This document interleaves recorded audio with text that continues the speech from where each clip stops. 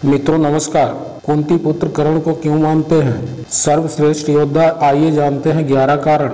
महाभारत में एक से एक योद्धा था। कर्ण से भी महान योद्धा बर्बरीक था, लेकिन उन्हें युद्ध करने का मौका ही नहीं मिला।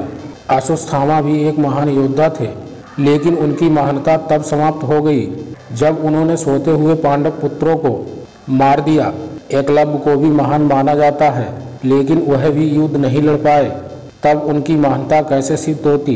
द्रोण, भीष्म और श्री कृष्ण को हम इसमें शामिल नहीं कर सकते हैं, क्योंकि वे तो देवता थे।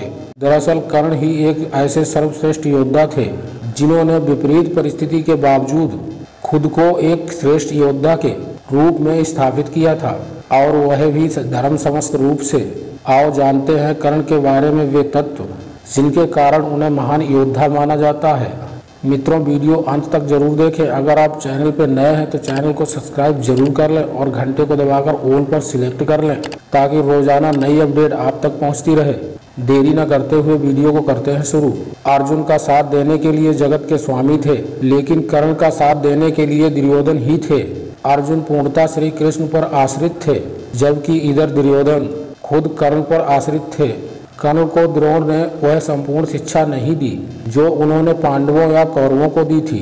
फिर भी कर्ण ने परशुराम से बची हुई शिक्षा छल से हासिल कर ली थी। यदि कर्ण अर्जुन के बराबर योग्य नहीं होते तो भगवान परशुराम कर्ण को शिक्षा देने के लिए तैयार नहीं होते। कर्ण एक सच्चा मित्र होने के साथ साथ ही दानवीर भी थे। स्वयं भगवान श्री कृष्ण इस बात की पुष्टि करते हैं कि कर्ण से बड़ा दानी कोई नहीं। कर्ण जब यह जान गए कि मेरी माता कौन है और मेरे भाई कौन है, तब भी उन्होंने मित्रता का धर्म निभाया। श्री कृष्ण की योजना के तहत कर्ण के कवच और कुंडल को छल पूर्वक अर्जुन के पिता इंद्र द्वारा हथिया लेने के बावजूद कर्ण ने युद्ध को एक योद्धा की तरह लड़ा। कर्ण ने जरासंध को अकेले ही हराया था, वहीं भीम ने श्री कृष्ण की मदद से जरासंध को छल के द्वारा मारा था। कर्ण के पास भगवान परशुराम द्वारा दिया गया शिव का विजय धनुष था।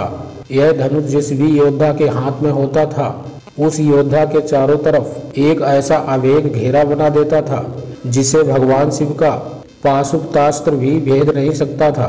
कर्ण को महाभारत में जब तक नहीं मारा जा सकता था जब तक कि उनके हाथ में वह धनुष था। कर्ण ने कुंती को वचन दिया था कि वो उनके 4 पुत्रों की जान नहीं लेंगे, लेकिन वह सिर्फ अर्जुन से ही युद्ध करेंगे। युद्ध के दौरान ऐसे कहीं भी मौके आए जब कर्ण का सामना भीम, युधिष्ठिर, नकुल और सहदेव के साथ हुआ, वो चाहते तो उन सभी को मार सकते थे, किंतु उन्होंने ऐसा नहीं किया, क्योंकि एक योद्धा का वचन ही उनके लिए सर्वश्रेष्ठ होता है। जिस द्रुपद को 105 भाई मिलकर जीत नहीं पाए, उसे कर्ण ने दिग्विजय के दौरान अकेले ही हराया था। प्रगज्योतिष का राजा भगदत्त, जिसे राजसूय यज्ञ के दौरान अर्जुन नहीं हरा पाए थे, उसे भी कर्ण ने हराया था। अश्रुसेन बाण का संधान दोबारा न करना, यह भी श्रेष्ठता का प्रमाण है। अश्रुसेन का एक नान था जो कर्ण के धनुष पर चढ़ गया था और उसने कहा था कि तुम मेरा संधान करो तो मैं वहां पहुंचकर अर्जुन को डसकर अपना बदला पूरा करूंगा, क्योंकि अर्जुन ने खांडव वन दाह के दौरान मेरी माता को मारा था, लेकिन कर्ण ने अश्रुसेन को इनकार कर दिया था। जब श्री कृष्ण ने कर्ण को यह बताया कि तुम पांडवों के सबसे बड़े भाई हो, तो कर्ण ने कहा कि हे कृष्ण, मेरी मृत्यु तक पांडवों को यह मत बताना कि मैं उनका बड़ा भाई हूँ, अन्यथा उनकी लड़ाई मेरे प्रति कमजोर पड़ जाएगी। कर्ण की यह बात सिद्ध करती है कि वह पांडवों के किसी भी षड्यंत्र में शामिल नहीं थे, फिर भी युद्ध के सामने योद्धाओं की तरह ही लड़े। महाभारत एक प्रसंगानुसार जब कर्ण के बाणों के प्रहार से अर्जुन का रथ कुछ इंच पीछे चला जाता है और कृष्ण उसकी प्रशंसा करते हैं, तब अर्जुन कहते हैं कि मेरे बाणों से कर्ण का रथ कहीं गज पीछे चला गया, तब आपने मेरी प्रशंसा नहीं की। अर्जुन की इस बात पर भगवान श्री कृष्ण कहते हैं कि कर्ण के रथ पर कर्ण और महाराज शूल बैठे हैं, परंतु तुम्हारे रथ पर मैं यानी भगवान नारायण और महावीर हनुमान बैठे हैं।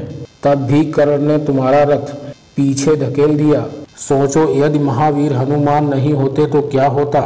मित्रों, मैं आशा करता हूँ आपको ये वीडियो पसंद आई होगी। अगर पसंद आई हो तो चैनल को सब्सक्राइब जरूर कर लें और घंटे को दबाकर ऑल पर सिलेक्ट कर लें, ताकि ऐसी नोटिफिकेशन आप तक पहुंचती रहे। और वीडियो को लाइक करके नीचे दिए गए कमेंट बॉक्स में अपना सुझाव जरूर लिखें। आज के लिए इतना ही मित्रों, मिलते हैं फिर आने वाली वीडियो में। जय श्री राम।